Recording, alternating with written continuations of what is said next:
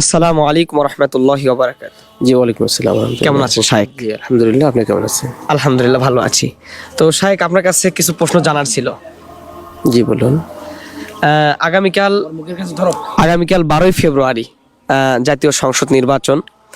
তো আমরা কালকে কাকে নেতা হিসেবে নির্বাচিত করব, এই বিষয়ে যদি একটু আপনি কোরআন ও হাদিস থেকে আমাদেরকে বর্ণনা করতেন আর কি।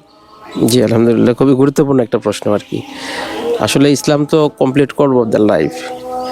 ইসলামে সকল কিছুর সমাধান দেওয়া আছে। জি। এবং আল কোরআন আল্লাহ পাকের পক্ষ থেকে মানুষের সকল বিষয়ের একটা মা ফাররাতনা ফিল কিতাবি মিন শাইইন, আল্লাহ পাকের পক্ষ থেকে ঘোষণা যে এই কোরআনের মধ্যে এমন কোনো বিষয় নেই মানুষকে আমি দিক নির্দেশনা দিইনি। তিবিয়ান আল লিকুল্লি শাইইন, প্রত্যেকটা বিষয় খুলে খুলে বর্ণনা করে দেওয়া হয়েছে। তাহলে ভোটটা অবশ্যই আমাদের জাতীয় জীবনে রাষ্ট্রীয় পর্যায়ে একটা গুরুত্বপূর্ণ বিষয়। তাহলে এইটাতে আমরা সিদ্ধান্ত পাবো না কোরআনের কাছে, এটা কেমন করে হয়? জি, মানে অনেকেই বলে যে আগামীকাল ভোট, তো আমরা যাদেরকে নেতা হিসেবে নির্বাচিত করব তাদের চারিত্রিক বা তাদের চলাফেরা, এই বিষয় নিয়ে কোরআন হাদিস কিছু বলে নাকি? যে অবশ্যই কাকে ভোট দেব, হ্যাঁ হ্যাঁ, এই বিষয়ে কোরআনে সুস্পষ্ট নির্দেশনা আছে। জি, যদি আমরা কোরআন পড়ি না বা কোরআন অধ্যয়ন করি না, কোরআন থেকে আমরা জানার চেষ্টা করি না, এই জন্য আমাদের কাছে জিনিসটা আমাদের কাছে না জানার কারণে আমরা এই ধরনের প্রশ্ন করি। আসলে আপনি কোরআন যদি জানেন তাহলে এখানে সুস্পষ্টভাবে এই যে জাতীয় পর্যায়ে যে ভোটটা হচ্ছে, ভোটের মাধ্যমে একটা প্রতিনিধি পাঠানো হচ্ছে জাতীয় সংসদের, যারা আমাদের নির্বাচনী এলাকার প্রতিনিধিত্ব করবে। আমাদের নির্বাচনী এলাকার যত জনসাধারণ আছে তাদের পক্ষ হয়ে তিনি প্রতিনিধিত্ব করবে। এটা কোরআনেরই একটা নির্দেশনা। না, অনেকে কোরআনুল কারীমের 2 নম্বর সূরাতুল বাকারা 30 নম্বর আয়াতে বলেন, আল্লাহ পাক পবিত্র কোরআনে বলতেছেন, মানুষকে এই পৃথিবীতে পাঠানোর আগে তার একটা পরিকল্পনা ছিল। ইয ক্বালা রাব্বুকা লিল মালাইকাতি ইন্নী জাইলুম ফিল আরদি খলিফা। আল্লাহ পাক ফেরেশতাদের সামনে এটা মতামত চেয়েছিলেন যে আমি পৃথিবীতে মানুষকে আমার প্রতিনিধি হিসেবে পাঠাতে চাই।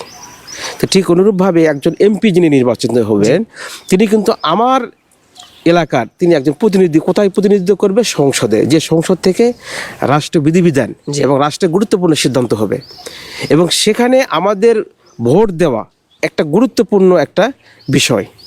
এবং যে ব্যক্তিকে আমরা নির্বাচিত করব তার কোন কোন বিষয়গুলো আমাদেরকে দেখতে হবে, কোন ব্যক্তি আমার মতামত বা আমার রায় পাওয়ার উপযুক্ত, সেই বিষয়ে কোরআনে সুনির্দিষ্ট বর্ণনা এসেছে। এখন আমরা এখন কোন প্রার্থীকে ভোট দেবো বা বেছে নেব? আসলে পার্টিকুলার ওইভাবে নাম বলতে তো পারবো না, বা কোরআনে কোনো ব্যক্তির নাম বা কোনো দলেরও নাম নেই। তবে সেখানে সুনির্দিষ্ট আপনাকে অপশন দেওয়া আছে, আপনি কাকে বেছে নেবেন।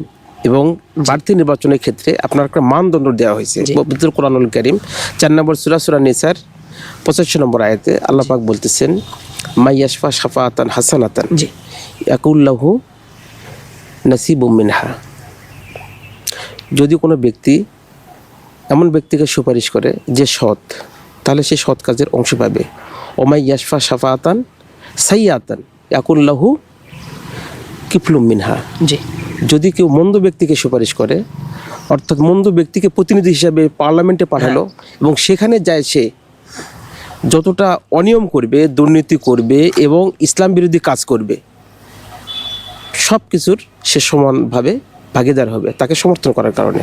তাহলে এক্ষেত্রে কিন্তু কোরআন আমাদেরকে নির্দিষ্টভাবে বলে দিচ্ছে কোন ব্যক্তিকে আপনি প্রতিনিধি বানাবেন, এবং প্রতিনিধি বানার ক্ষেত্রে তার যোগ্যতার বিষয়টা আপনাকে জাস্টিফাই করতে হবে।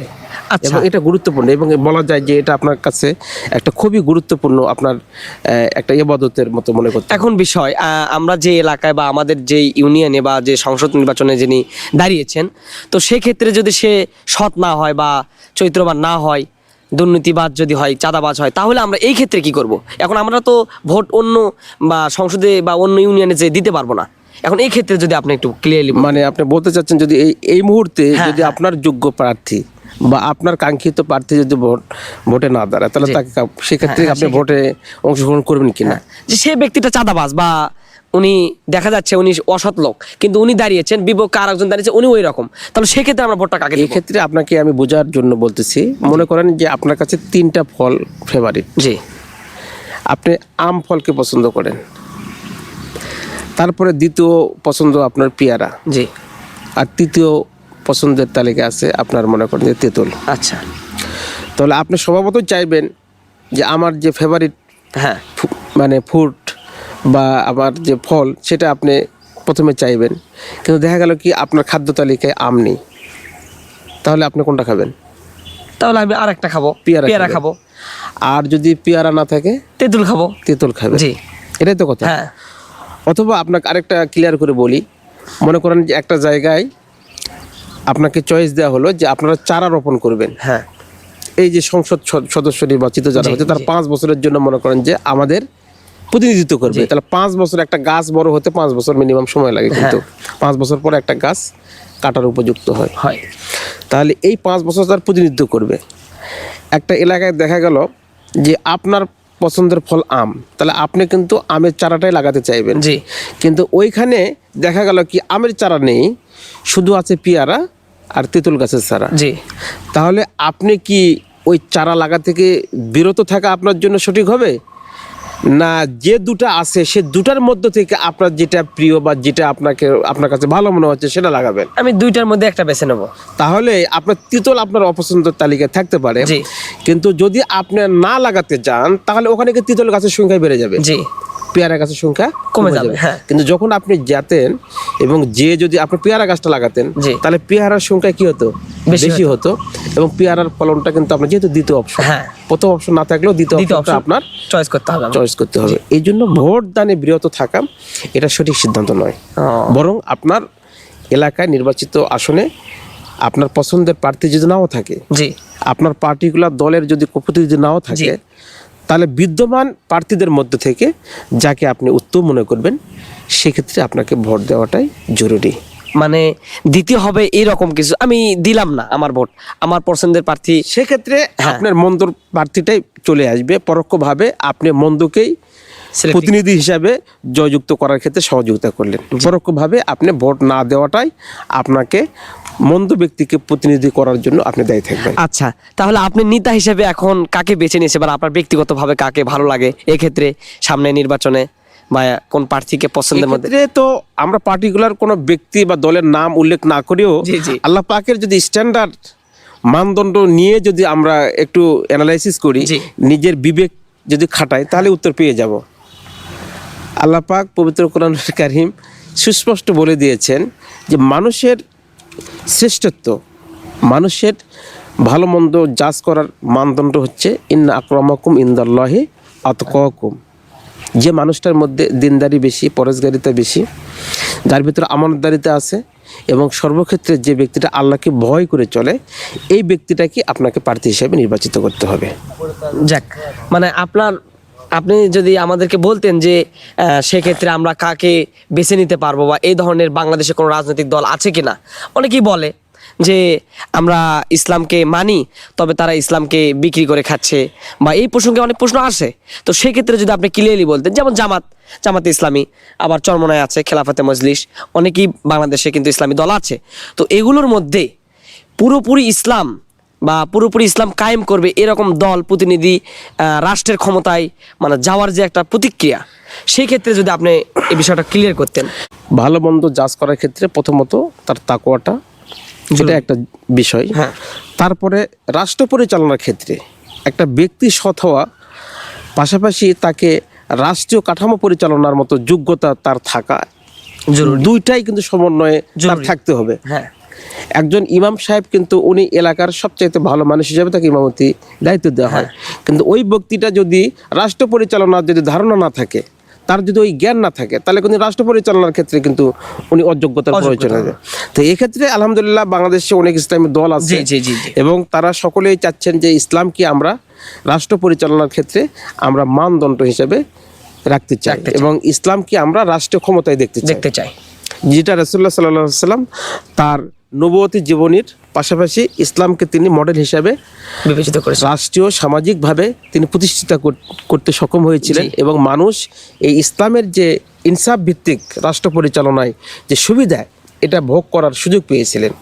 এই জন্য আল্লাহ রসুল তার রাষ্ট্রীয় ব্যবস্থাপনাকে তিনি খায়রুল কুরুনি কারিনী বলেছিলেন, যে উত্তম যুগ, ওই যুগ হয়তো বা আর আসবে না, কিন্তু আমরা ওই যুগের কাছাকাছি বা ওই যুগের লেভেলে আমরা যাওয়ার চেষ্টা আমাদের অবশ্যই অব্যাহত রাখতে হবে।